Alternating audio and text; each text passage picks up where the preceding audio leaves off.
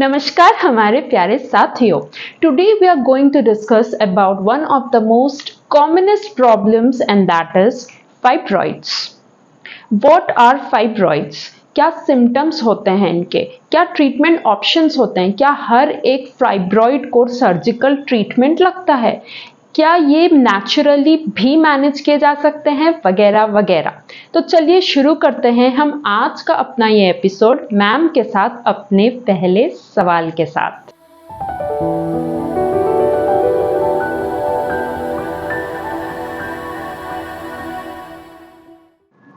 Welcome ma'am, welcome to the next episode.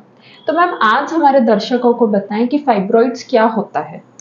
Fibroids एक benign tumour होता है जो कि मैलिग्नेंसी, बेनाइन मतलब जो कि मैलिग्नेंट नहीं है। ये ट्यूमर यूट्रस में होता है। जनरली यूट्रस के आजू बाजू के ऑर्गन्स में भी होते हैं, but more common in the uterus.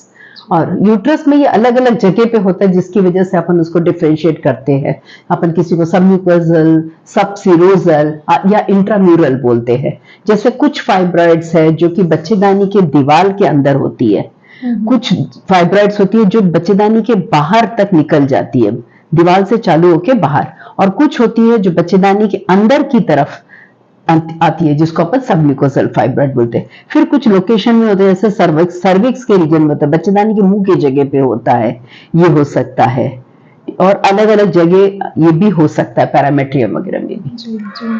तो मैम जैसे कि आपने टाइप्स भी हमें एक्सप्लेन किया, तो मैम ये जो मतलब कहाँ पे लोकेटेड है, इसका क्या साइज है, क्या इसके हिसाब से ट्रीटमेंट दिया जाता है फाइब्रॉइड का? हाँ, फाइब्रॉइड स्पेशली अगर सिम्टोमेटिक है, जैसे पेशेंट्स को फाइब्रॉइड की वजह से अगर कोई सिम्टम्स है, जैसे बहुत ज्यादा पेट में दर्द है, ब्लीडिंग ज्यादा हो रही है, उस केसेस में अपन को ट्रीट तो जरूर करना पड़ेगा।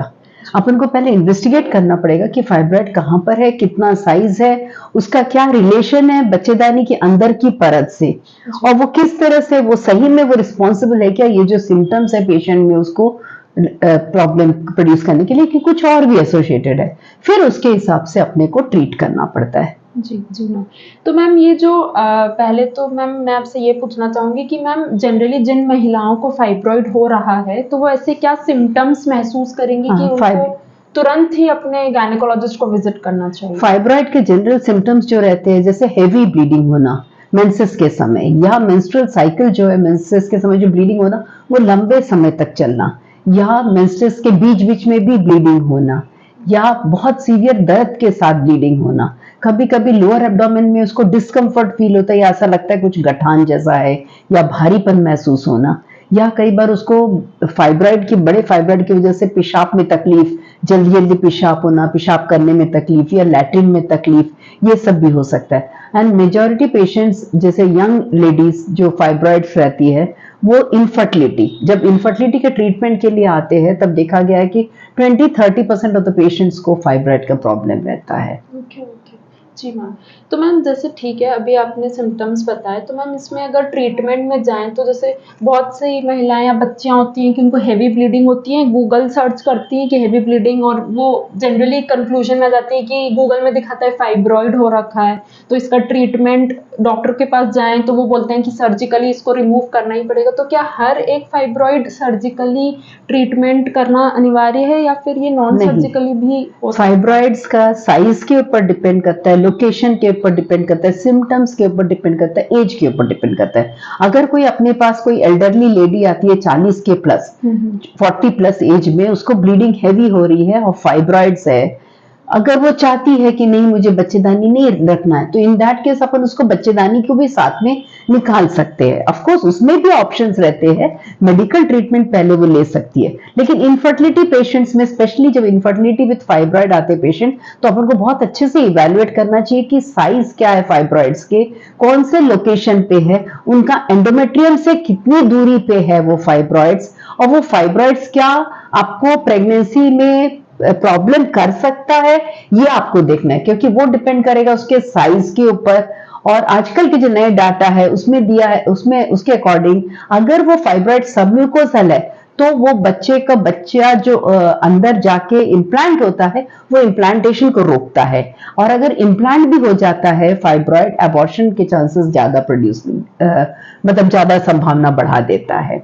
तो फाइब्रॉइड अगर साइज बड़ा है 4-5 सेंटीमीटर करीब है, या वो सबम्यूकोजल एरिया में है, या वो अंदर के एंडोमेट्रियम को पुश कर रहा है, या उसकी वजह से हैवी ब्लीडिंग वगैरह हो रही है, तो इन दैट केस अपन को फाइब्रॉइड को रिमूव करना चाहिए before patient plans to conceive.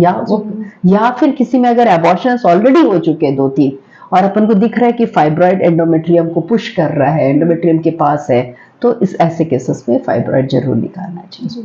तो मैम जैसे कि आपने बताया कि इन केसेस में रिमूव करना चाहिए सर्जिकली, तो मैम क्या नॉन सर्जिकल मेथड्स भी हैं, मेडिसिन से भी ये ट्रीट? फाइब्रॉइड्स में अगर छोटे हैं, बहुत बड़े नहीं है और वो ब्लीडिंग का प्रॉब्लम कर रहा है, तो कुछ दवाइयां भी है जिसको कि अपन दे के उसका ब्लीडिंग का प्रॉब्लम रोक सकते हैं और फाइब्रॉइड ताकि ज्यादा ना बढ़े। अगर छोटे छोटे फाइब्रॉइड्स है यूट्रस में और वो अंदर की जो परत है उसके आसपास नहीं है, एंडोमेट्रियल कैविटी के आसपास नहीं है, फिर भी पेशेंट को ब्लीडिंग थोड़ी थोड़ी हैवी होती है या और कोई प्रॉब्लम है, पेन वगैरह है, तो उस केसेस में और पेशेंट अगर प्रेगनेंसी नहीं चाहता है, मिरीना करके आता है, कॉपर-टी जैसा एक इंट्रायूट्राइन डिवाइस है जिसमें कि प्रोजेस्टेरॉन ऑलरेडी डला रहता है, उसको अपन डालते हैं तो धीरे धीरे 3 से 6 महीने में मेंसेस आना करीब करीब बंद हो जाता है, तो उससे आपको आराम हो सकता है। फिर आजकल और एडवांस है, जैसे बहुत ज्यादा बड़ा फाइब्रॉइड है, ब्लीडिंग बहुत ज्यादा हो रही है, तो यूट्राइन आर्टरी एम्बोलाइजेशन होता है, वो भी कोई ऑपरेटिव प्रोसीजर नहीं है बट नॉन इन्वेजिव प्रोसीजर है। उसमें अपन यूट्राइन आर्टरी को एम्बोलाइज करते हैं जिसकी वजह से उसका ब्लड सप्लाई कट ऑफ हो जाता है और फाइब्रॉइड का साइज श्रिंक हो जाता है। बट ऐसे केसेस में बाद में फर्टिलिटी को लेके इश्यूज हो सकते हैं, उसमें पेशेंट को प्रॉब्लम हो सकती है। मैम मतलब कि फाइब्रॉइड कहीं ना कहीं फर्टिलिटी और प्रेगनेंसी को इफेक्ट करता है? कर सकता है, इसीलिए अपन को हमेशा पेशेंट को इवैल्यूएट करके फिर ही डिसीजन लेना चाहिए। कोई अगर फाइब्रॉइड यूट्रस के बाहर की तरफ ग्रो हो रहा है, बहुत बड़ा नहीं है, तो फिर जरूरी नहीं कि वो प्रॉब्लम कर रहा है। अगर कोई फाइब्रॉइड मान लो आपके ट्यूब को ब्लॉक कर रहा है जिसकी वजह से अंडा ट्यूब के द्वारा यूट्रस के अंदर नहीं आ पा रहा है, तो उस केस में आपको निकालना ही पड़ेगा। या बच्चेदानी के मुंह के पास है जिसकी वजह से कि वो रुकावट कर रहा है बच्चेदानी के अंदर स्पर्म्स जाने के लिए या कोई भी प्रोसीजर के लिए, या ब्लीडिंग है भी, तो उसको अपन को निकालना ही पड़ेगा। जी। तो मैम क्या नेचुरली भी इसको मैनेज किया जा सकता है, जैसे लाइफस्टाइल चेंजेस पे, जैसे इसको ऑलरेडी मतलब हम रोक सकते हैं कि फाइब्रॉइड ना हो, ऐसा कुछ? फाइब्रॉइड्स एक्चुअली रोकना मुश्किल है, ये एक्चुअली इसका कॉज एग्जैक्टली तो अभी तक भी पता नहीं है, बट कुछ जेनेटिक प्रिडिस्पोजिशन रहता है, कुछ मोटे लोगों में ज्यादा होता है क्योंकि ये usually oestrogen progesterone dependent tumour है और मोटे लोगों में ईस्ट्रोजन हार्मोन्स ज्यादा रहती है, इससे लोग में होता है। अगर फैमिली में देखा गया मदर को है तो डॉटर्स को भी होती है, सिस्टर्स को भी होता है, ये सब है। लाइफस्टाइल से कोई खास अपन उसको ग्रोथ को नहीं रोक सकते या उसके डेवलपमेंट को नहीं रोक सकते, लेकिन हाँ अगर अपनी लाइफस्टाइल सही रहे तो अपन अपने जो ब्लीडिंग हैवी हो रही है, हीमोग्लोबिन कम हो रहा है, वो चीजों का अपन डाइट वगैरह प्रॉपर ले, केयरफुल रहे तो इजी हो सकता है। अगर कोई ऑपरेशन की जरूरत पड़े तो अपना अगर हेल्थ अच्छा है, वी आर नॉट, अगर पेशेंट अगर बहुत मोटी नहीं है, फिट है, तो नेचुरली ऑपरेशन में रिस्क कम रहता है। ऑपरेशन भी 2 तरीके से हो सकता है, हिस्ट्रोस्कोपिकली जिसमें कि छोटी सी एक नली अपन बच्चेदानी के अंदर डालते हैं और उससे अपन जो सबम्यूकोजल फाइब्रॉइड है उसको निकालते हैं सिर्फ, और अगर जरूरत पड़े तो लैप्रोस्कोपिकली यूट्रस के बाकी पार्ट में अगर फाइब्रॉइड है तो उसको लैप्रोस्कोपिकली निकाले जाता है। जी मैम, तो मैम अगर किसी महिला को फाइब्रॉइड है और वो छोटा सा है और वो उसको नहीं समझ में आ रहा है कि फाइब्रॉइड है और उसने कंसीव करने का प्लान कर लिया, तो क्या पॉसिबल है फाइब्रॉइड के होते हुए कंसीव करना? कई बार होते हैं। अगर फाइब्रॉइड मैं आपको बोली ना यूट्रस के वॉल के पास है, छोटा मोटा फाइब्रॉइड है या सब सीरस है, बाहर की तरफ है, तो वो जनरली प्रॉब्लम नहीं करता है, प्रेगनेंसी भी उसके साथ ग्रोथ कर सकता है। लेकिन हाँ अगर प्रेग्नेंट हो गई है और फाइब्रॉइड का साइज बड़ा है काफी, तो कई बार ऐसे पेशेंट्स में एबॉर्शंस के चांसेस थोड़े ज्यादा रहते हैं, प्रीमेच्योर डिलीवरी के चांसेस रहते हैं, समय के पहले डिलीवरी हो जाना, या डिलीवरी के समय जैसे बच्चे का सिर नीचे अपनी नॉर्मल पोजीशन मानते हैं, मैल प्रेजेंटेशन जैसे बच्चा उल्टा हो या आड़ा हो, ऐसा हो सकता है पोजीशंस, या बच्चे में ग्रोथ रिटार्डेशन थोड़े बहुत हो सकते हैं, ये सब कॉज।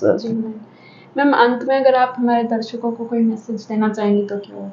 फाइब्रॉइड ऐसी कोई बहुत बड़ी बीमारी नहीं है कि उसको फाइब्रॉइड है मतलब आपको निकालना ही है, आपको प्रॉपरली उसको इन्वेस्टिगेट करना है, कहाँ पर है, कैसा फाइब्रॉइड है, उसको निकालने से, क्योंकि कुछ औरतें हम देखते हैं कि बहुत कम उम्र में फाइब्रॉइड है तो बच्चेदानी निकाल देते हैं। उससे क्या होता है, उनको मेनोपॉज के सिम्टम्स बहुत जल्दी आ जाते हैं और मेनोपॉज के सिम्टम आने से उनकी क्वालिटी ऑफ लाइफ बहुत बेकार हो जाती है। जैसे कि मेनोपॉज के बाद औरतों की होती है, यंग औरतों में ऑस्टियोपोरोसिस, हड्डियां कमजोर होना, हार्मोन की डेफिशिएंसी की वजह से और सब बॉडी में चेंजेस होते हैं। इसलिए हमेशा सही डॉक्टर को दिखा के, इन्वेस्टिगेट करा के फिर ही डिसीजन लेना चाहिए कि कौन सा बेटर होगा, कौन सा ट्रीटमेंट बेटर होगा, मेडिकल या सर्जिकल या नहीं करना, कुछ भी नहीं करना।